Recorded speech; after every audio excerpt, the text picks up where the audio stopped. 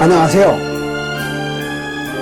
오늘은 창세기 11장 1절부터 9절에 기록된 말씀의 해설을 가지고 여러분들과 함께 말씀을 나누기로 하겠습니다.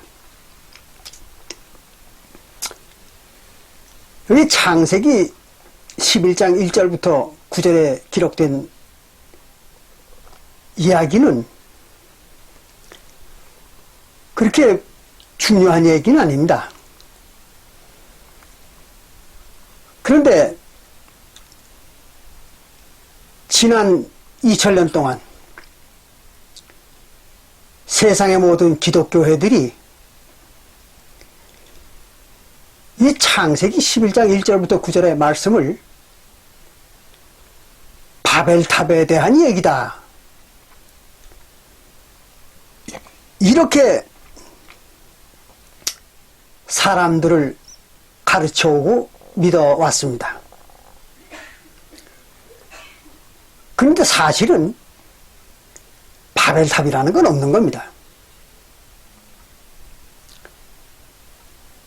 본래 우리가 한국 사람들이 말하는 탑이라는 것은 서양 사람들이 말하는 망대, 즉 망루죠. 성 위에 보초들이 적군을 탐지하기 위해서 세워놓은 망루, 그것과 우리 동양 사람들이 얘기하는 탑에 대한 그 의미는 전혀 다른 것입니다. 그렇기 때문에 이 창세기 11장 1절부터 9절의 얘기를 갖다가 바벨탑이라고 이렇게 얘기하면 안 됩니다. 창세기 11장 4절에 볼 것 같으면 성과 대를 쌓았다 그랬어요. 대. 여기에서 대는 무언가 하면 탑이 아니라, 타워가 아닙니다. 타워가 아니라 망대입니다. 망대. 그러니까 망루, 적군의 동태를 살피기 위해서 높이 쌓아 올린 건축물입니다. 그러니까 우리가 동양 사람들이, 중국이나 한국이나 인도 사람들이 흔히 세우는 그 탑, 이것과는 전혀 의미가 다른 것입니다. 그래서 이걸 오해하지 않으시기 바랍니다. 그리고 이 창세기 11장 1절부터 9절의 기록은 사실은 그 바벨론 제국이 생성된 과정을 기록한 거예요. 그런데 표면적으로는 바벨론 제국이 만들어진 그 역사의 일부를 기록한 것인데, 그 내용은 이스라엘 민족에 대한 예언입니다. 또 그렇기 때문에 여러분들이 이거를 조심해서 이해를 하셔야지, 그렇지 않으면 전혀 이 내용을 알 수가 없습니다. 그래서 이제 지난 수천 년 동안 사람들이 이 내용이 무슨 말인지를 전혀 몰랐던 것입니다. 그래서 오늘은 이 창세기 11장 1절부터 9절에 대한 해석을 여러분들과 함께 알아보기로 하는 것입니다. 먼저 창세기 11장 1절에 보면 이런 말이 기록되어 있습니다. 온 땅에 구음이 하나이요 언어가 하나이었더라 그랬어요. 땅은 뭡니까? 여러분들 아시다시피 땅, 흙, 진흙 또는 뭇, 티끌 이렇게 얘기하는 것은 하나님의 백성들의 구원받지 못한 영혼이라고, 그렇게 지난번에 우리가 같이 공부를 했었죠. 그러니까 땅, 그 말은 하나님의 백성들 중에서 구원받지 못한 영혼들입니다. 근데 그들에게, 구원받지 못한 영혼들에게 구음도 하나고 언어도 하나였다 이렇게 말을 하고 있습니다. 그럼 구음이라는 건 뭐고 언어는 뭔가? 그러면 영어 성경에는 구음을 갖다 랭귀지라고 이렇게 번역을 해놨습니다. 영어판에서는. 그리고 언어는 스피치라고 이렇게 번역을 해놨어요. 근데 우리 한국말에서 구음이라는 거는, 이거는 음성을 말하는 거예요. 음성. 그러니까 말의 의미, 말의 음성, 그걸 구음이라고 그러죠. 입에서 나오는 말의 소리, 그걸 구음이라고 말하죠. 그러니까 영어에서 얘기하는 그 랭귀지와는 좀 의미가 다릅니다. 그래서 이 구음이라는 거는 굳이 해석을 한다면은 언어의 특징을 말하는 겁니다. 언어의 특징. 쉽게 얘기하면 사투리죠. 사투리의 각각의 특징을 말하는 겁니다. 그런데 이 민족이 사투리 그 언어의 특징, 랭귀지, 이게 하나라는 거예요. 근데 우리나라는 어떻습니까? 이 구음이 지역마다 다르죠.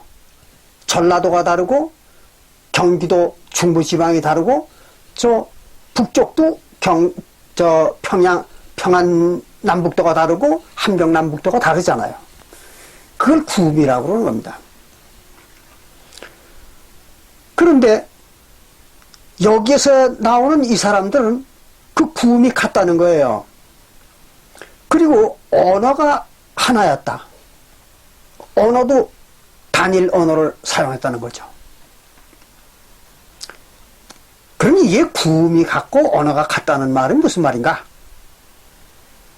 그러면 우리가 여기를 보면 알 수가 있습니다. 같은 창세기 11장 9절에 볼 것 같으면 이런 말이 기록되어 있죠. 그러므로 그 이름을 바벨이라 하니 이는 여호와께서 거기서 온 땅의 언어를 혼잡케 하셨습니다. 언어를 혼잡케 했다. 그러니까 앞에 창세기 11장 1절에 나오는 언어와 9절에 나오는 언어가 같은 얘기입니다. 그럼 여기서 얘기하는 언어는 뭘 말할까? 우리가 그 언어에 대해서 고린도후서 2장 17절을 보겠습니다. 그러면 그 언어는 뭘 말하는가 하는 걸 알 수가 있어요. 고린도후서 2장 17절에 보면 바울이 이런 말을 하고 있습니다. 17절에 우리는 다수한 사람과 같이, 많은 사람들처럼, 그 말입니다. 많은 사람들처럼 하나님의 말씀을 혼잡케 하지 아니하고, 하나님의 말씀을 혼잡하게 하지 않는다. 곧 순전함으로 하나님께 받은 것 같이 하나님 앞에서와 그리스도 안에서 말하노라 이랬어요. 이게 무슨 말인가 하면 하나님에게서 받은 대로만 말을 하는 것이다. 이게 진리를. 그런 것이지 진리를 혼잡되게 말하지 않는다. 그러니까 여기서 얘기하는 언어가 뭡니까? 진리죠. 하나님의 진리를 말하는 겁니다. 그러니까 바로 창세기 11장 1절에서 얘기하는 그 언어도 진리를 말하는 거예요. 하나님의 진리. 그럼 이 당시의 진리는 뭘까요? 모세율법이죠. 출애굽 당시니까. 그래서 모세율법, 구약, 계명이죠. 그건 말씀이라고 했던 거예요. 그래서 사도 바울도 고린도전서 2장 17절에서 그 말씀을 혼잡케 하지 않는다 그랬어요. 자기는. 혼잡한다는 게 무슨 얘기입니까? 제 멋대로 해석한다 그런 얘기입니다. 이걸 잘 아셔야 돼요. 혼잡하게, 말씀을 혼잡하게 한다. 그 말은 말씀을 제 멋대로 해석한다는 얘기죠.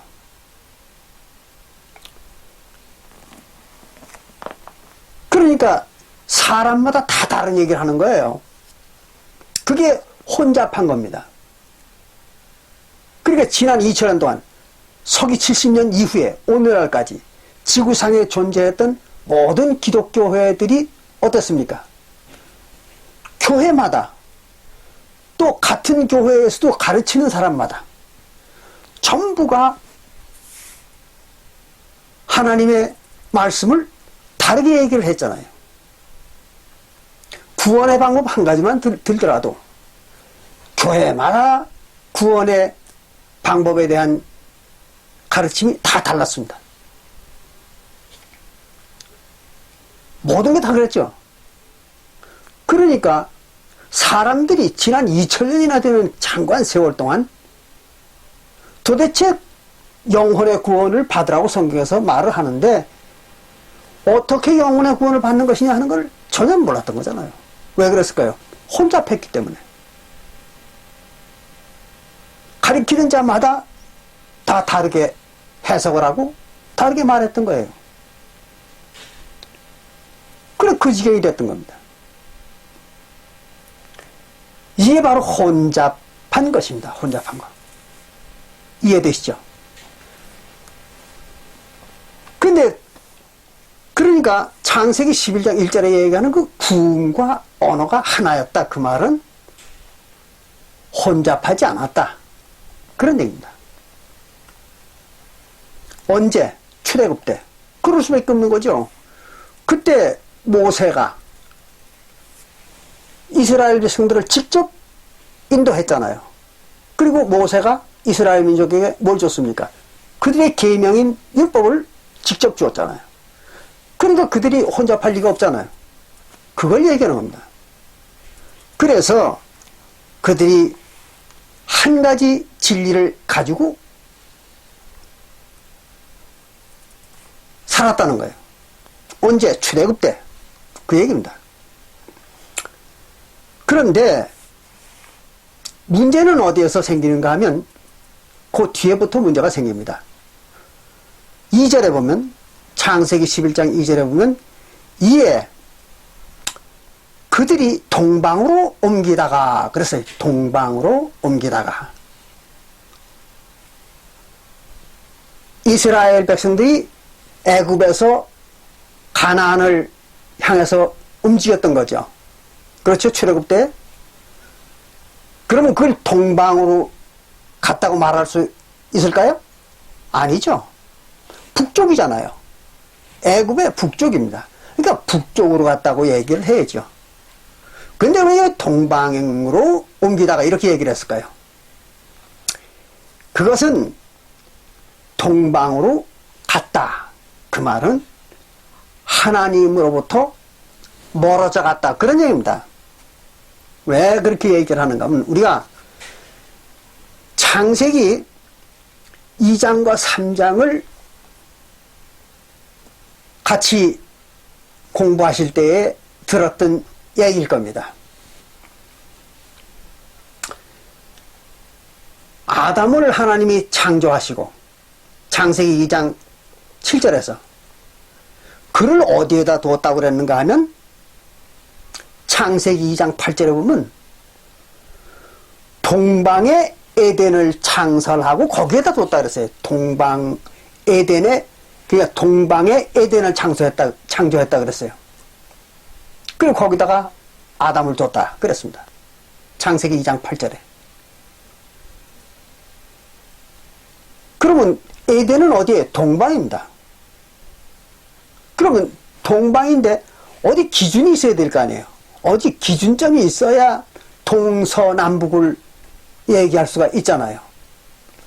그럼 그 아담이 동방에 정착했다는 얘기의 기준점이 어딜까? 그러면 동쪽을 말하려면 뭐가 있어야 됩니까? 서쪽이 있어야죠. 그렇죠? 그래서 서쪽에 동쪽이다. 그런 얘기입니다. 그럼 서쪽은 뭘 얘기하는가? 서쪽은 뭘 얘기하는가 하면 하나님의 백성들에게 있어서 절대적인 것이 뭡니까? 성소잖아요. 성전, 하나님의 성전, 하나님이 계신 것, 이게 절대적인 거잖아요. 천국이라고도 그러고 하나님의 나라라고도 그럽니다. 그 성소, 이게 절대적인 거죠. 근데 그 성소에서도 하나님이 계신 곳은 어느 쪽인가 하면 서쪽입니다. 지성소라고 하죠. 그 지성소에 하나님이 계신 거예요. 근데 지성소는 언제든지 성소를 설치할 때는 지성소가 반드시 서쪽으로 가도록 설치를 해야 됩니다. 그게 하나님의 법이에요. 그걸 여러분들 잘 아셔야 된다. 그러니까 출애굽기 26장 22절에 그건 여러분들이 나중에 읽어보세요. 출애굽기 26장 22절에 보면 뭐라고 써 있는가 하면 이렇게 써 있습니다. 성막 뒤 서편에, 그랬어요. 성막 뒤에 서편에 지성소가 있다. 이랬습니다. 그럼 성막이 이렇게 있는데 그 성막을 지었는데 그 성막의 뒤편이라는 거예요. 그럼 성막의 앞뒤를 뭘로 구분할까요? 문을 가지고 구분해야죠. 그렇죠? 문이 있는 쪽이 앞이죠. 그 건물에. 그러니까 성막도, 즉 성소도 문이 있는 쪽이 앞입니다. 그리고 뒤는 문이 없어요. 그렇잖아요. 그러니까 우리가 그 성막이나 일반 건물이나 똑같습니다. 앞은 문이 있어야 돼요. 그리고 문이 있는 쪽이 앞입니다. 그리고 뒤쪽은 어딘가 하면 문이 없는 쪽이죠. 그런데 성막의 문이 어디에 있는가 하면 지성소 반대편에 있죠. 그러니까 성막으로 볼 때는 지성소는 항상 성막의 뒤편에 위치하는 거예요. 그걸 여러분들이 잘 아셔야 된다. 그러니까 성막에서 앞쪽, 그러면은 그건 뭐예요? 문 쪽. 즉, 제사장들이 제사 지내는 성소. 그러니까 외소입니다. 외소. 그걸 앞쪽이라 그렇게 얘기합니다. 그리고 하나님이 계신 지성소, 내소라고 그러죠. 그거는 뒤쪽, 그렇게 얘기를 합니다. 이해되시죠? 그래서 바로 성막은 어디에다 설치하라고 되어 있는가 하면 출애굽기 26장 22절에 성막 뒤쪽에 이렇게 얘기를 했습니다. 뒤쪽. 그러니까 하나님은 어디에 있는 거예요? 항상 뒤쪽이니까 서쪽이죠. 하나님은 항상 서쪽에 있습니다. 그럼 하나님의 백성들은 절대로 하나님보다 더 서쪽으로 가서는 안 됩니다. 그렇죠? 언제나 하나님이 제일 서쪽에 있어야 되는 거예요. 그걸 여러분들 명심하시기 바랍니다. 그러니까 하나님의 백성들은 언제나 어디에 있어야 돼요? 동쪽에 있어야죠. 그렇죠? 그래서 창세기 8장 2절에서 얘기하는 그 동쪽, 이건 뭘 얘기하냐면 지성소의 동쪽을 말하는 겁니다. 그러니까 외소죠, 외소. 하나님의 백성들이 기거하는 곳, 거기에다가 아담을 뒀다. 그런 얘기입니다. 아담이 누구예요? 그리스도잖아요. 하나님의 백성들에게 왔던 보혜사. 그렇죠? 하나님의 백성들에게 왔던 보혜사. 그게 그리스도잖아요.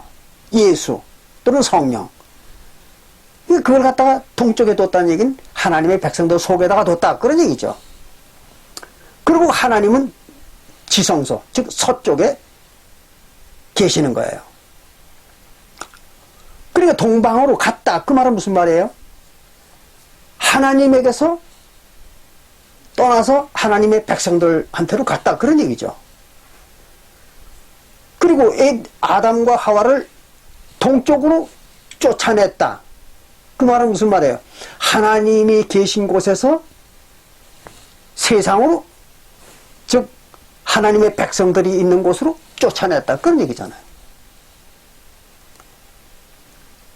그 얘기입니다. 그러니까 이 창세기 11장 2절에서 동방으로 옮겨갔다. 그 얘기는 무슨 얘기예요? 하나님으로부터 점점 멀어져 갔다. 그런 얘기입니다. 그걸 잘 이해하셔야 됩니다. 그러면 이스라엘 민족들이 출애굽기 24장 4절부터 8절에 하나님과 뭘 맺었어요? 언약을 맺었잖아요. 그리고 하나님으로부터 율법을 받았죠. 계명을. 그때가 가장 하나님과 하나님의 백성들의 관계가 갇혀왔던 거죠. 그렇잖아요. 언약을 지금 맺었으니까. 신혼부부와 같죠. 그게 제일 갇혀왔던 거죠. 근데 이게 살면서 점점 거리가 멀어졌던 거죠. 즉 하나님의 백성들인 이스라엘 백성들이 하나님 법을 자꾸 범했던 거예요. 그리고 나중에는 사무엘 시대에 이르러 가지고는 거의 하나님의 이름조차 그 백성들이 몰랐더라. 그렇게 써 있잖아요. 사사기에. 그러니까 하나님의 이름까지 잊어버릴 정도가 됐던 겁니다. 그렇게 멀어졌던 거예요. 그게 이제 동방으로 가는 겁니다. 그것이. 그 얘기입니다. 그래서 그들이 동방으로 옮기다가 뭘 만났는가 하면 신할 평지를 만나고 거기에 거하였더라. 그래서 신할 평지를 만나고 거기에 거하였더라. 여기에서 이 신할 평지라는 이 지명이 아주 중요한 것입니다. 잘 들어두시기 바랍니다. 이 신할 평지는 어떤 곳인가 하면요, 아주 중대한 곳입니다. 창세기 10장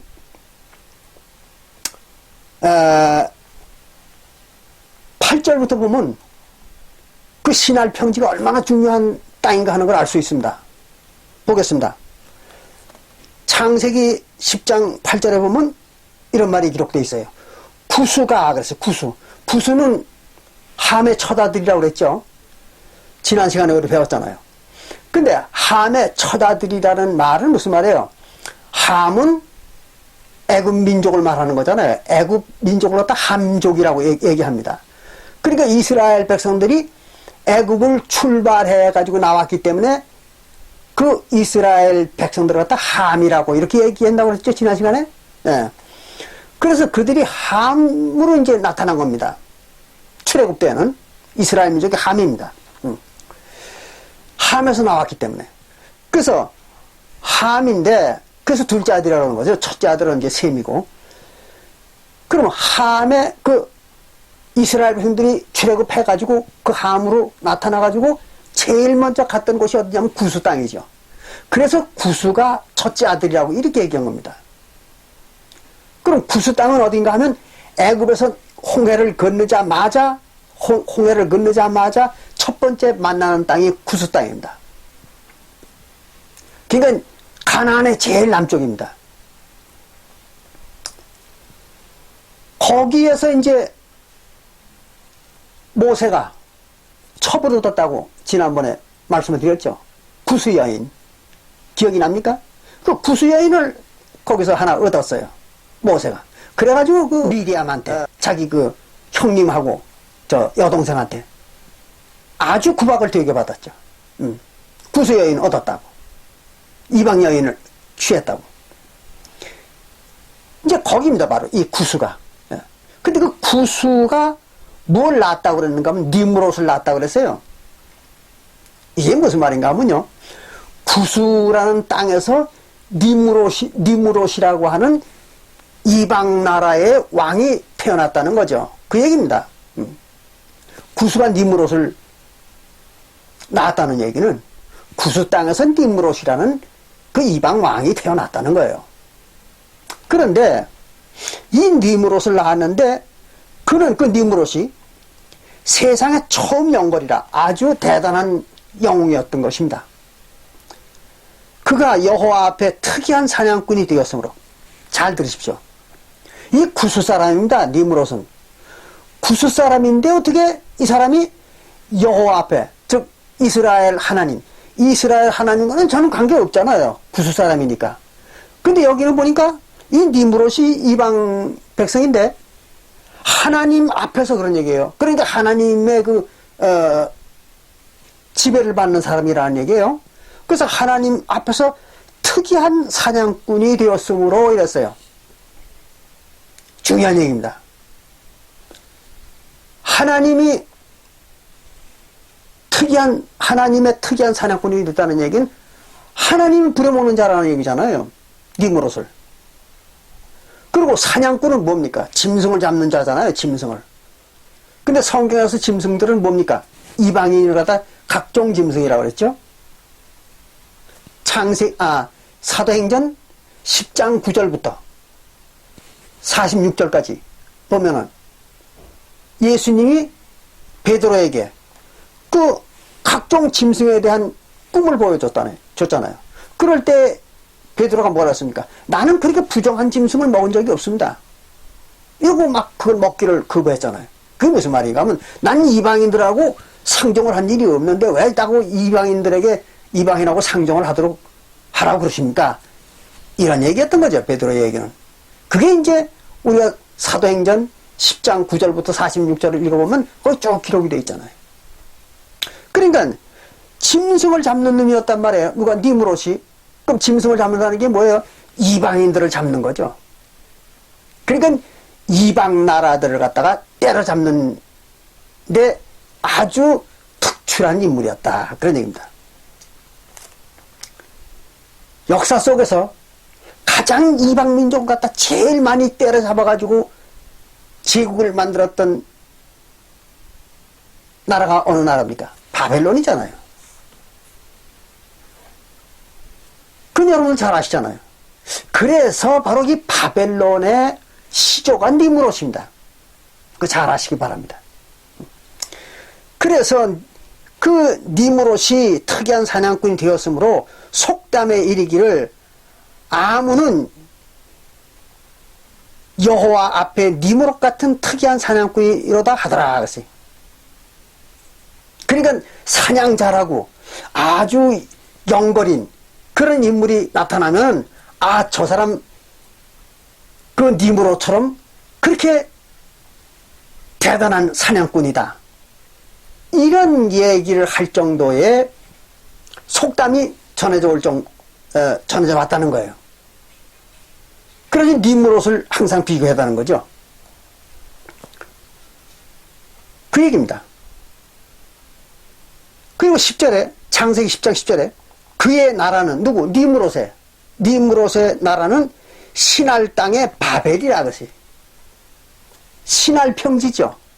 조금 전에 창세기 11장 2절에서 나온 그 신할 평지입니다. 그 신할 평지에 있던 그 나라 이름이 바벨이었던 거죠. 바벨. 그게 이제 바벨론의 전신입니다. 그걸 여러분들 잘 기억하시기 바랍니다. 그래서 신할 땅에 있던 바벨이다. 그게 바로 구수의 아들이었다. 그런 얘기입니다. 그러니까 구수 땅에서 바벨론의 원 나라인 바벨이 생겼던 거죠. 그래서 그걸 조금 설명을 하고 그 뒤로 넘어가겠습니다. 그럼 처음에 대부분의 기독교인들은 바벨론이 아수르 나라에서, 즉 가나안 땅 북쪽에 있는 아수르 나라에서 느부갓네살이 아수르를 점령해 가지고 바벨론을 만들었다, 이렇게 알고 있는 사람들이 많이 있습니다. 근데 그게 아닙니다. 바벨론은 처음에 어디에서 생겼는가 하면 바로 이 신할 땅에서 생긴 겁니다. 그래서 신할 땅에서 바벨이라는 나라로 생겼어요. 그래가지고 그것이 나중에 바벨론이 된 것입니다. 그런데 그 당시만 하더라도 신할 땅에 생겼던 그 바벨론이라는 나라는 아주 조그만 그 불합국가였습니다. 근데 이 나라가 어떻게 해서 그렇게 거대한 제국을 만들었는가 하면, 아수르가 한창 번성하던 시대에, 그때 거기에 이제 헬만헤셀이라는 왕이 있었던 거죠. 아수르에. 살만헤셀. 아수르에 살만헤셀이라는 왕이 있었어요. 근데 그 살만헤셀이 어떤 일을 했는가 하면, 북방 이스라엘, 사마리아죠. 북방 이스라엘을 점령을 했던 거죠. 그게 언젠가 하면 여러분들 대충 아시죠? 기원전 740년경이잖아요. 기원전 740년경에 북방 이스라엘이 망했습니다. 그러니까 북방 이스라엘 나라는 완전히 멸망을 해버린 거죠. 아수르에 의해서. 그리고 아수르가 북방 이스라엘을 점령했던 거예요. 그리고 나서 아수르의 셀만헤셀은 북방 이스라엘 민족을 갖다가 와해시키기 위해서, 그 나라를 완전히 없애버리기 위해서 북방 이스라엘 민족을 갖다가 다 잡아다가 북방 모든 지역에다가 분산해가지고 다 흩어버렸습니다. 그러니까 나라를 아주 완전히 없애버린 거죠. 북방에다가 다 그 이스라엘 민족들을 갖다가 사방에다가 분산을 시켜가지고 흩어버렸습니다. 그러고 나니까 북방 이스라엘 민족이 살던 사마리아 지방이 비었잖아요. 그래서 그 셀만헤셀은 그거를 채우기 위해서 바로 구스지방, 신할 땅입니다. 신할 땅.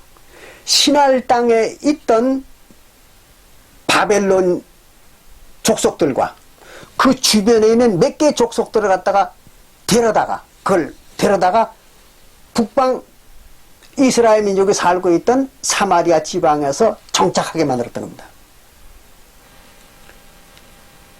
그래서 거기에서 이제 그 바벨론이라는 나라가 왕성해지기 시작했던 거예요. 그 나중에는 결국에는 아수르가 그 바벨론에 의해서 망했던 거죠. 그리고 바벨론이 그런 거대한 제국을 만들게 됐던 것입니다. 역사가 그렇게 된 겁니다. 재미있죠? 그리고 한번 보겠습니다. 열왕기하 17장 24절을 봅니다.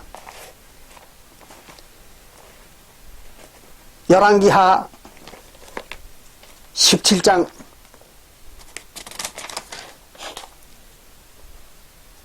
4절에 보면 그 이야기가 기록되어 있습니다. 재밌어요. 제가 읽어드릴게요.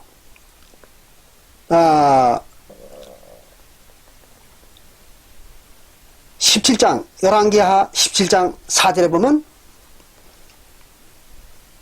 24절. 예.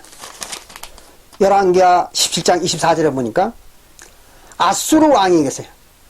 셀만헤셀입니다.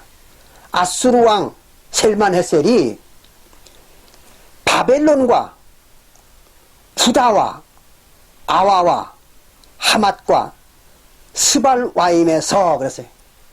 구스 지방 사람들입니다.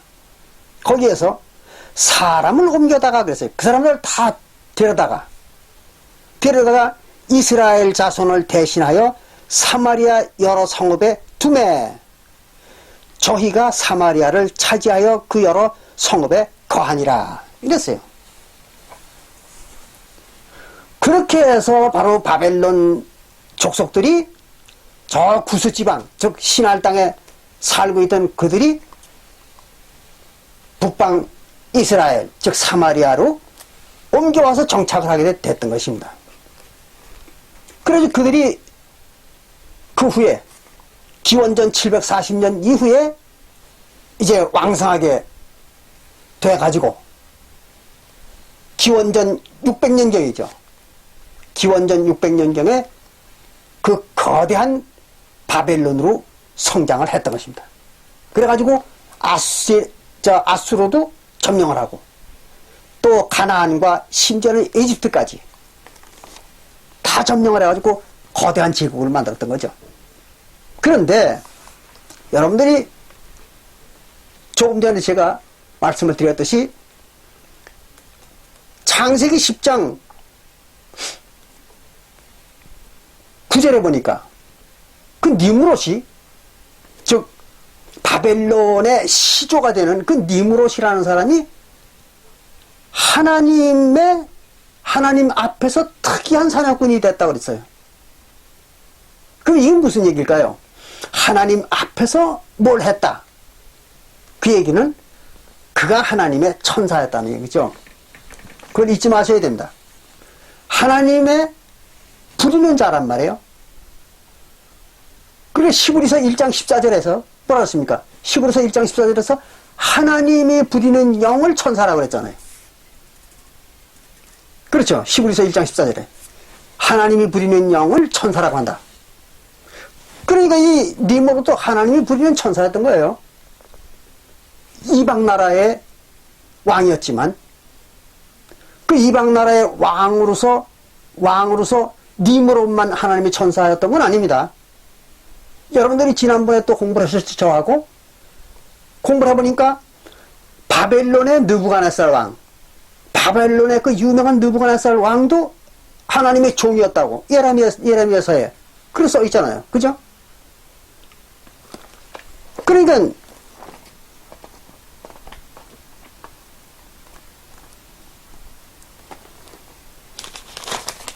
그 예레미야 27장 6절이죠. 예레미야 27장 6절에 보니까 느부갓네살 왕이 하나님의 종이었던 거죠. 그럼 종이 뭡니까? 천사였던 거죠. 근데 이방 나라 제국의 왕 중에서는 그런 사람이 많이 있었습니다. 그러니까 하나님이 오직 이스라엘 민족만 만들어가지고 부려먹었던 건 아니죠. 그걸 잘 아셔야 돼요. 이스라엘의 역사와 밀접한 관계를 가지고 있는 제국들은 거의 다 하나님의 천사들이 역사했던 것입니다. 그래서 다니엘서 7장 3절에 볼 것 같으면 그런 말이 있죠. 다니엘서 7장 3절에 볼 것 같으면 네 바람이 불더니 그랬어요. 바다로. 그 바다가 어디예요? 바다는 나라잖아요. 네 제국, 그걸 네 바다 그렇게 얘기했습니다. 그 네 제국 바벨론, 메데파사, 헬라, 로마 그렇죠? 그 네 제국이잖아요. 그 네 제국으로 바람이 불었다. 그랬어요. 다니엘서 7장 3절에. 그게 무슨 말입니까? 바람에 대해서는 지난 시간에 배웠죠. 시브리서 1장 7절에 천사를 바람으로 정하셨다 그랬잖아요. 하나님이. 그러니까 바람이 뭐예요? 하나님이 천사죠. 이걸 뭐 어떤 교회에서는 바람이 전쟁이라고 이따오 되지도 않는 해석을 해가지고 사람들을 속여먹고 있는데 바람은 전쟁이라고 그렇게 기록한 데는 단 한 군데도 없습니다. 성경에. 시브리서 1장 7절에 분명하게 써 있잖아요. 천사를 바람으로 정하셨다. 하나님께서. 뭐 그보다 더 정확한 얘기가 어디 있습니까? 그러니까 천사는 뭐예요? 바람이에요. 바람. 그러니까 어쨌든 예레미야 27장 6절에 볼 것 같으면은 느부갓네살 왕이 하나님의 종, 즉 천사라고 써 있어요. 그러니까 아까 보니까 니므롯도 하나님의 천사였던 거죠. 똑같은 얘기입니다. 또 뿐만 아니라 우리가 이사야서 44장 38절을 보더라도 이사야서 44장 38절에 보면 고레스, 즉 바사왕, 페르시아 왕인 고레스는 하나님의 목자였다. 그렇게 되어 있잖아요. 하나님의 목자라는 얘기 무슨 말입니까? 이스라엘 민족을 돌봐주고 이끌어주는 자가 하나님 목자잖아요. 누가? 고레스가. 그렇기 때문에 페르시아의 고레스가 이스라엘 백성들을 갖다가 바벨론에서 해방을 시켜줬잖아요. 그래서 고레스를 갖다가 하나님의 목자라고 이렇게 얘기한 겁니다. 그러니까 고레스도 하나님의 종이었던 거죠. 고레스도 하나님의 천사였던 거예요. 근데 목장으로서 했던 거죠. 이렇게 이방 제국의 왕들 중에서는 하나님이 자기의 천사들을 시켜가지고 왕노릇하도록 이렇게 만들었던 일들이 많이 있었다는 얘기죠. 여러분들 이거 잘 이해를 하셔야 됩니다. 다른 교회에서는 이런 거 생각지도 못하죠. 그런 일이 있으리라고는. 예. 자, 그렇게 보니까 바로 이 신할 평지라는 게 이렇게 중요한 지역입니다. 근데 문제는 이 신할 평지가 이렇게 중요한 일을 했어요. 니므롯과 바벨론 제국이 이렇게 중요한 일을 했습니다. 근데 문제는 이 니므롯이 신할 평지라는 이 땅의 문제입니다. 이 땅이 이방 백성들의 땅이기 때문에 여기는 그 각종 우상과 또 이방 종교와 이런 것들이 아주 만연했던 땅입니다. 그게 이제 문제가 되는 거예요, 나중에. 어쨌든 그건 이제 나중 설명하기로 하고. 이렇게 해서 그들이 동방으로 옮기다가 신할 평지를 만났는데 거기에 살았었고 그 말이에요. 그리고 서로 말하되 자기들끼리 말하기를 벽돌을 만들어 견고히 굽자 하고 벽돌을 만들자는 거예요. 뭐 하려고? 거기다가 성과 망대를 세우기 위해서 벽돌을 굽는 겁니다. 그럼 성경에서 벽돌은 뭘 말하는 겁니까? 하나님의 백성들을 말하는 거예요. 그래서 성의 돌, 이거는 하나님의 백성들을 의미하는 것입니다. 그러나 그건 더 긴 설명하지 않고 그냥 넘어가겠습니다. 그래서 거기서 벽돌을 만들어 굽자 하고 이에 벽돌로 돌을 대신했다 그랬어요. 벽돌로다가 돌을 대신했다. 그들이 중요한 얘기입니다. 벽돌은 뭐고 돌은 뭔가? 벽돌은 사람이 만드는 백성입니다. 사람이 만든 백성이에요. 그걸 벽돌이라고 이렇게 얘기했습니다. 그래서 우리가 요한계시록 21장에 볼 것 같으면 거기는 예루살렘 성에 대해서 그 성의 둘레가 12,000 스타디온이요 높이 고가 144 규빗이라 그런 게 나오죠. 그리고는 그 숫자가 천사 곧 사람의 숫자라 그랬잖아요. 그 천사들의 숫자라는 거죠. 근데 12,000 스타디온에다 144 규빗이라고 했으니까 그럼 그걸 다 곱한 것이 그러면 천사들의 숫자냐? 아니죠. 그래서 그거를 지난 2000년 동안에 지구상에서 단 한 사람도 그걸 해석을 했던 사람이 없었던 것입니다. 근데 그걸 간단히 설명드리면 이런 겁니다. 12,000 스타디온이 하나님의 백성들의 숫자였던 거예요. 그런데 그러면 하나님의 백성들이 다 그러면 하나님 백성으로서 하느냐? 아니거든요. 구원을 받는 자들만 하나님 백성으로서 하잖아요. 신약시대에 와가지고는. 근데 구원을 받는 자들이 누굽니까? 구원을 받는 자들은 히브리서 7장 11절부터 15절에 보면, 히브리서 7장 11절부터 15절에 볼 것 같으면 제사장들만 구원을 받는다 그렇게 나와 있잖아요. 그리고 신약시대에 와가지고 유다지파, 즉 예수님의 지파죠. 유다지파의 제사장들, 유다지파로 태어난 제사장들만 구원을 받는다. 그게 이제 히브리서 7장 11절부터 15절의 얘기죠. 그러면 이스라엘은 몇 지파입니까? 12지파잖아요. 12지파에서 한 지파만 구원받는 거잖아요. 제사장 지파. 근데 신약시대에는 무슨 지파가 제사장 지파 노릇을 해요? 유다지파죠. 그러니까 12분의 1이 구원받아서 하나님 백성 되는 거잖아요. 그러니까 요한계시록 21장에서 얘기하는 1만 2천 스타디온을 갖다가 12로 나누어야 되겠죠. 그럼 12로 나누면 얼마가 됩니까? 1000이 되잖아요. 그리고 높이가 144 규빗이니까 144로 곱해야 되겠죠. 그죠? 그럼 얼마가 됩니까? 14만 4천이 되잖아요, 정확히. 그게 바로 14만 4천이 구원받는 숫자였던 것입니다. 거기다 그렇게 숨겨놨던 거죠. 그래서 요한계시록 7장 4절부터 8절에 며칠 구원받았다? 14만 4천이잖아요. 또 요한계시록 14장 1절부터 5절에도 14만 4천만 구원받는다고 나와 있잖아요. 땅에서. 근데 뭐 그 이상 더 구원받는다고 난리를 칩니까? 말도 안 되는 얘기들이죠.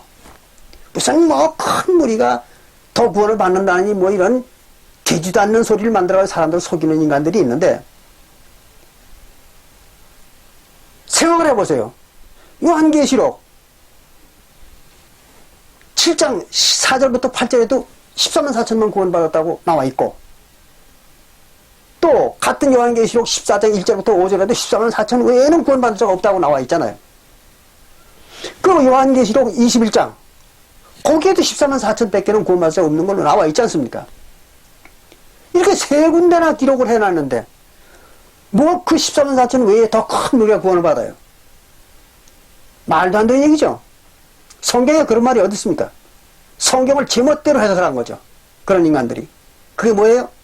말씀을 혼잡하게 하는 인간들이죠. 그런데 속지 않길 바랍니다.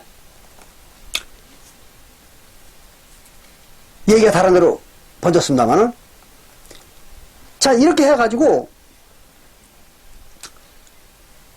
그 벽돌이라는 거는 사람이 만든 거예요. 그러니까 사람이 만든 백성들입니다. 그런데 하나님의 백성들은 누가 만들어야 됩니까? 하나님이 만들어야죠.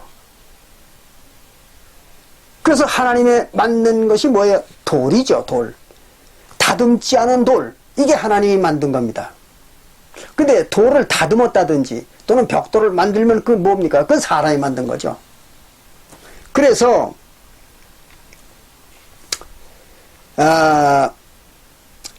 신명기 27장 5절부터 6절에 보면, 신명기 27장 5절부터 6절에 보면 거기는 하나님 여호와께서 이스라엘 백성들에게 제단을 만들 때 어떻게 만들려고 그러는가 하면, 돌을 쌓되 절대로 거기다가 쇠를 대지 말라 그랬습니다. 즉 장기를 대지 말라. 그리고 다듬지 않은 돌로 쌓아라 그랬어요. 쇠를 대서 다듬으면은 그 사람이 만든 게 되는 겁니다. 사람의 창조물이 되는 거예요. 그래서 하나님이 만든 그대로 쌓아라는 거죠. 그게 다듬지 말라. 또는 쇠를 대지 말라. 그렇게 얘기한 겁니다. 신명기 27장 5절부터 6절에 보면. 그 얘기입니다, 이게. 그러니까 벽돌을 만들어서 만드는데 창세기 11장 3절에 벽돌로 돌을 대신하였다. 그 말은 하나님이 만든 백성이 아니고 보통 인간들처럼 만들었다는 거예요. 사람들 갖다가. 또 하나님 법이 없는 인간들이죠. 만들어 견고히 굽자 하고 이에 벽돌로 돌을 대신하며 역청으로 진흙을 대신하고, 그래서 역청으로 진흙을 대신했다. 그럼 역청은 뭐고 진흙은 뭘까요? 역청은 순수한 흙이 아닙니다. 역청은. 거기에 뭐가 섞였는가 하면 바로 석유의 원액, 원유죠. 석유의 원액에서 나오는 그 콜탈이라는 거, 검은 거. 중동 지방에는 그런 데가 많잖아요. 거긴 자연으로다가 석유가 많이 나는 지역이기 때문에, 특히 아라비아 반도. 그래서 그 역청이 많습니다, 거기는. 그래서 그 역청으로다가 진흙을 대신했어요. 진흙을 뭡니까? 진흙은 하나님의 씨들이죠. 하나님의 백성들입니다. 그렇기 때문에 진흙에 대해서는 로마서 9장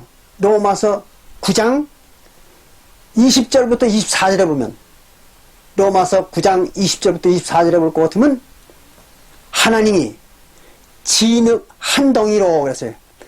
진흙 한 덩이로 정결케 쓸 그릇과 부정하게 쓸 그릇을 만들 권한이 없느냐, 이런 얘기를 하고 있잖아요, 사도 바울이. 그럼 정결케 쓸 그릇은 뭡니까? 하나님의 백성들 자들이죠. 그리고 부정한 그릇은 뭡니까? 그건 부정한 백성들이니까 구원 못 받을 자들이죠. 그러니까 하나님이 진흙 한 덩어리로, 즉 하나님의 씨를 가지고 구원받을 자와 구원 못 받을 자를 만든다고 해서 너희들이 무엇을 항의하라느냐, 그런 말을 했던 거죠. 로마서 9장 20절부터 24절에서. 그게 바로 진흙입니다. 그러니까 진흙은 뭐예요? 하나님의 씨죠. 그러니까 하나님의 씨를 가지고 뭘 해야 되는데, 그게 아니고 그 대신 하나님의 씨 대신 역청, 즉 혼합된, 그러니까 세상의 인간들이죠. 세상의 인간들과 혼합된 그런 자들을 가지고 백성을 삼으려고 했다는 거죠. 그런 얘기입니다. 하고 역청으로 진흙을 대신하고 또 말하되, 자 성과 대를 쌓아 그랬습니다. 성과 대를 쌓았다. 대는 망대라고 그랬죠, 아까. 그럼 성을 쌓고 망대를 쌓는 게 뭡니까? 이게 국가를 세우는 것입니다. 나라를 세우는 겁니다. 이게 고대에는 나라를 세우면 반드시 성을 쌓습니다. 외적을 막기 위해서. 그게 나라의 근본이에요, 그 당시에는. 그래서 성을 쌓고 망대를 세우는 것이 나라를 세우는 것입니다, 그 당시에는. 그래서 성을 쌓고 망대를 쌓다, 그 말은 무슨 말인가 하면 국가를 만들었다, 그런 얘기입니다. 그래서 자기네끼리 국가를 만들려고 했던 겁니다. 그러니까 이스라엘 민족이 출애굽할 때는 하나님의 나라였었잖아요. 그렇죠? 언약을 하고 계명을 받았으니까. 근데 이것들이 자기들 나라를 만들려고 했던 거예요. 하나님을 내쫓고. 그래가지고 결국은 사무엘 때에 와서 결정적으로 하나님을 내쫓아버렸잖아요. 자기들 나라에서 쫓아버리고 누굴 세웠어요? 사울을 세웠잖아요. 사울 왕을. 인간을 왕으로 삼았던 겁니다. 그러니까 무슨 나라를 만들었어요? 하나님의 나라를 인간의 나라로 만들었던 거죠, 이스라엘 민족들이. 바로 그 얘기입니다. 그러니까 그렇게 인간의 나라를 만들어 놓고는 뭐라고 그랬는가 하면, 대꼭대기를 하늘에 닿게 하여 하늘나라를 만들겠다고 생각했던 거예요. 나라의 체제는 인간의 나라의 체제를 만들어 놓고, 그걸 가지고 자기들이 하나님 없이 자기들 능력으로 하늘의 나라를 만들겠다. 하늘의 꼭대기가 닿는다. 그 말은 하늘의 나라를 만들겠다. 이렇게 생각했다는 거죠. 황당한 인간들이잖아요. 오늘날 기독교회들이 바로 그런 겁니다. 오늘날 기독교회들이 전혀 교회 내에 진리가 없잖아요. 그리고 아주 혼잡한 겁니다. 하나님의 말씀을 다 혼잡시켜 놓은 거예요. 그런 인간들이 또 하나님의 나라에는 있지도 않는 각종 교리들을 만들어가지고 지키면서 그걸 가지고 하늘나라를 만들겠다는 거죠. 그게 지금 오늘날 기독교회들이잖아요. 똑같은 현상입니다, 지금 여기에. 예. 그 얘기입니다. 그래서, 꼭대기를 하늘나라에 닿게 하여 우리 이름을 내고 오겠어요. 하나님의 이름을 내는 게 아니라 저들 이름을 내겠다는 거예요. 이거 아주 중요한 것입니다. 자, 보세요. 모든 기독교회는 다 그렇습니다. 자기가 어떤 스승에게 지식을 배워가지고 그 지식을 가지고 교회를 세워가지고 그리고 나서 그 교회가 크게 부흥하면 반드시 지가 교주가 되고 지가 하나님이 됩니다. 이게 기독교 집단들의 실태입니다. 카톨릭도 그렇잖아요. 카톨릭교 어떻습니까? 교황을 만들었잖아요. 하나님이 왕인데 하나님을 제쳐놓고 저희들이 황제 노릇을 하는 거예요. 하늘 황제. 그게 교황입니다. 기독교들도 마찬가지입니다. 다른 개신교회들도 차마 왕이란 호칭이나 교주라는 호칭은 사용을 못하고 무슨 총회장이니 무슨 총재니 뭐 이런 이름을 만들어가지고 지가 왕노릇 하는 거예요. 각 교단에. 하나님 없어요. 거기에는. 지가 다 교주고 지가 하나님입니다. 그리고 오늘 신흥종파들 다 똑같잖아요.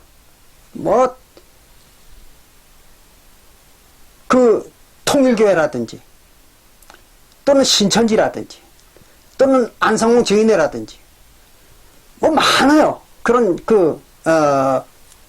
JMS라든지 또는 엘리야 선교원이라든지 하여튼 우리 한국에도 그런 종파들이 수도 없습니다. 그리고 그 대표자들이 지가 다 무슨 교주니 총회장이니 이런 걸 해먹고 있습니다. 그게 뭐 하는 거예요? 하나님은 없어요. 그리고 지가 하나님 노릇하는 겁니다. 그리고 뭐 지가 다시 온 예수라느니 무슨 또 감람나무라느니 별소리를 다 하고 있는 겁니다. 그중에 뭐 심지어는 여자까지 나와가지고 설쳐요. 지가 하나님이라고. 한심한 인간들이죠. 여자 하나님이 어떠십니까? 어쨌든 그렇게 해가지고 하늘에 닿게 하여 우리 이름을 내고 온 지면에 흩어짐을 면하자 하였더라 그랬어요.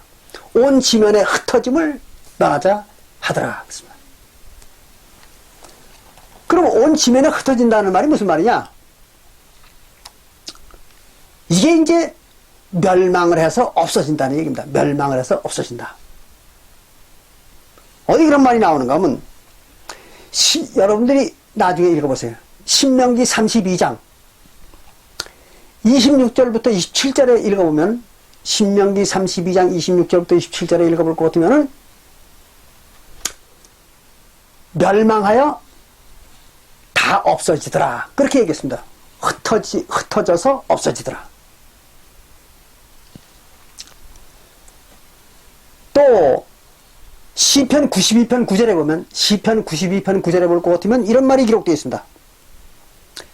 패망하리니 죄악을 행하는 자는 다 흩어지리라 그랬어요. 죄악을 행하는 자는 다 흩어진다. 그게 뭐예요? 패망하는 거죠. 흩어져서 패망하는 겁니다. 그래서 여기 창세기 11장 4절에 흩어짐을 면하자, 그 말은 멸망해서 없어지는 걸 면하자는 거죠. 그러기 위해서는 어떻게 해야 돼요? 인간을 세워야 되는 거죠. 하나님 대신. 그래서 이제 오늘날 모든 기독교 종파들이 하나님 대신 무슨 교주니 또는 총회장이니 이런 걸 세워가지고 하나님으로 섬기는 것입니다. 그 다음에 창세기 11장 5절에 보니까 여호와께서 인생들에 쌓는 성과 대를 보시려고 강림하셨더라 그랬어요. 하늘에서 내려왔어요. 그걸 보겠다고. 그리고는 여호와께서 가라사대 이 무리가 한 족속이요 언어도 하나이므로 한 가지 계명만 가지고 있기 때문에 그런 얘기죠. 한 가지 계명을 가지고 있기 때문에 이같이 시작하였으니 이따위 짓을 했으니 이후로는 가만 내버려 두면 그 경영하는 일을 금지할 수 없으리로다. 너무 지나치면 하나님도 어떻게 해볼 도리가 없어진다 그런 얘기입니다. 오늘 지구상에 존속하는 기독교가 그렇잖아요. 너무 번성해가지고 전 세계에 흩어져 있어요. 하나님도 손을 못 대잖아요. 네. 그런 지경을 이제 얘기하는 겁니다. 그래서 7절에 우리가 하나님이 지금 말하는 겁니다. 우리가 내려가서 거기서 그들의 언어를 혼잡게 하여 그랬습니다. 그 언어를 혼잡게 하자. 하나님이 그렇게 하겠다는 거예요. 근데 문제는 여기 우리가 내려가자 그랬습니다. 우리가. 하나님이 이걸 가지고 어떤 교회들은 이렇게 얘기합니다. 하나님이 우리가 내려가자 그랬으니까 하나님이 한 사람이 아니라 하나가 아니라 둘이다. 이렇게 얘기합니다. 그래서 우리라고 얘기했다. 이거. 그 우리라는 말은 어디서 나옵니까? 창세기 1장 26절과 27절에도 나오잖아요. 우리가 우리의 모양을 따라 사람을 만들고 그랬잖아요. 그거나 창세기 1장 26절에 27절에 나오는 창세기 1장 26절과 27절에 나오는 우리, 하나님 말한 우리, 또 여기에서 얘기하는 창세기 11장 7절에서 나오는 우리, 그게 같다는 거예요. 그래서 하나님이 남자 여자라는 거죠. 이게 바로 종교 야바위입니다. 마태복음 16장 여러분들 잘 기억하십시오. 마태복음 16장 27절과 28절에 보면 아닙니다. 예. 네, 맞습니다. 마태복음 16장 27절과 28절에 볼 것 같으면은 예수님이 뭐라고 했습니까? 인자가 아버지의 영광을 가지고 올 때에 그랬죠. 그 말은 하나님의 영광의 형상으로 올 때에. 그때 혼자 온다고 그랬습니까? 천사들을 데리고 오리라고 했잖아요. 천사들. 그럼 그 천사들은 어디 있던 거예요? 천국에 있던 거잖아요. 그 천사들이. 욥기 1장 6절에도 나오잖아요. 하나님의 아들들, 천사들이잖아요. 하나님의 아들들이 하나님에 와서 섰고 천국에서 어디 있던 겁니까? 하늘에 있던 거죠. 그들을 데리고 오겠다는 얘기예요. 그들과 함께 오겠다는 얘기입니다. 그래서 우리 그런 거예요. 그리고 창세기 1장 26절과 27절에서도 우리의 모양을 따라, 그 말은 하나님과 천사들의 모양을 따라, 그런 얘기입니다. 그런 것이지 하나님이 남자 하나님, 여자 하나님이 있기 때문에 우리라고 얘기한 건 아니에요. 그러니까 그게 야바위라는 거죠. 성경 구절을 교묘하게 갖다 찍어 붙여가지고 사람들을 속이는 거. 그게 야바위입니다. 종교 야바위. 그런데 속지 않기 바랍니다. 그래서 여기에서 얘기하는 창세기 11장 7절에서 얘기하는 우리, 그것은 하나님과 천사들입니다. 그걸 잘 기억하시기 바랍니다. 그래서 우리가 내려가서 거기서 그들을 언어를 혼잡하게 하여, 혼잡하게 한다는 건 뭐예요? 성경을 갖다가 제멋대로 해석하게 만드는 거죠. 이놈은 이렇게, 저놈은 저렇게. 되고 말고 성경과 또 맞지도 않게 함부로 막 해석을 하도록 그렇게 만드는 거예요. 그 혼잡케 하는 겁니다. 그렇게 하여 그들로 서로 알아듣지 못하게 하자. 그렇게 혼잡하게 해석을 하면은 알아들을 수가 없어요. 그러니까 이런 현상이 나타납니다. 잘 들어보십시오. 알아듣지 못하니까 맨날 들어도 맨날 모르는 거예요. 맨날 들어도 맨날 몰라요. 그러니까 지금 지구상에 있는 모든 교회들 어때요? 1년 내내 수도 없이 집회를 합니다. 예배라는 걸 해요. 그러면서 예배 때마다 뭘 합니까? 강론이라는 걸 하죠. 설교. 뭐 하는 겁니까? 성경 가리키는 거예요. 성경 가리키는 거예요. 맨날 성경 가리키는 겁니다. 1년 내내. 근데도 그 사람이 성경 알아요? 하나도 모르는 거죠. 또 무슨 사경회니 또는 부흥회니 이런 걸 만들어가지고 집중적으로 또 성경을 또 가르치고 또는 성경학교라는 걸 만들어가지고 성경을 또 집중적으로 가르치고 그런데 그들이 성경을 단 한 가지도 모르거든요. 왜 그럴까요? 혼잡하게 가르치기 때문에 그런 겁니다. 혼잡하게 가르치니까 맨날 들어도 일평생 들어요. 그 사람들은 일평생 듣는데 죽을 때 가서 성경 물어보면 하나도 몰라요. 아무것도 모릅니다. 그게 기독교인들입니다. 왜? 혼잡되게 배웠기 때문에. 바로 여기 얘기하는 게 그겁니다. 그래서 혼잡하게 하여 그들로 서로 알아듣지 못하게 하자 하시고 여호와께서 거기서 그들을 온 지면에 흩으신 거로. 지면에 흩었다는 얘기 무슨 말이에요? 전부 각각 흩어지게 했다.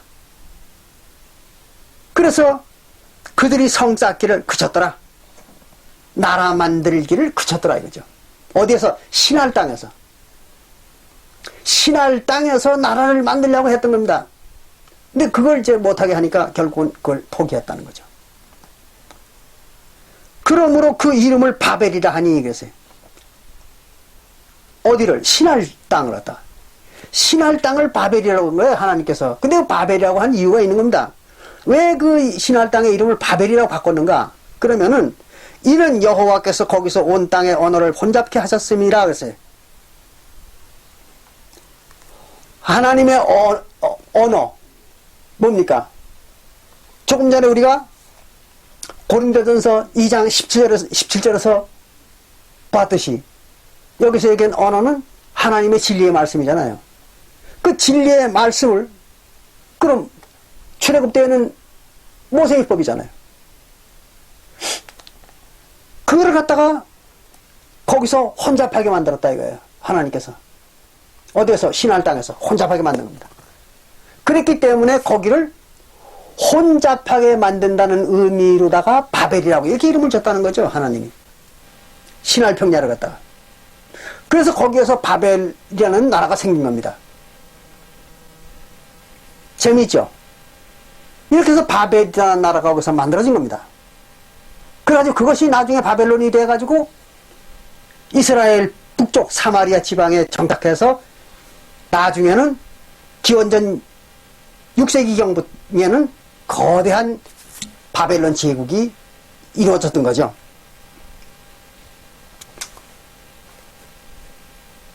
이렇게 해가지고 이스라엘 민족이 이제 혼잡된 언어를 가지고, 즉 혼잡된 하나님의 진리를 가지고 가나안에 들어갔던 겁니다. 그렇기 때문에 불과 두 세대가 지나가기 전에 하나님의 이름까지 다 잊어버렸던 거죠. 그들이. 그렇게 된 겁니다. 오늘날 기독교인들과 똑같은 거죠.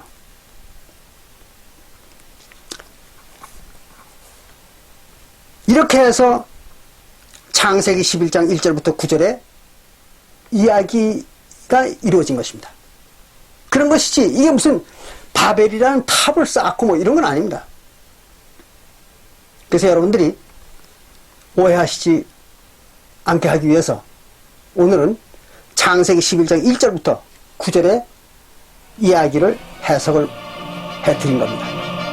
여기서 마치겠습니다. 감사합니다.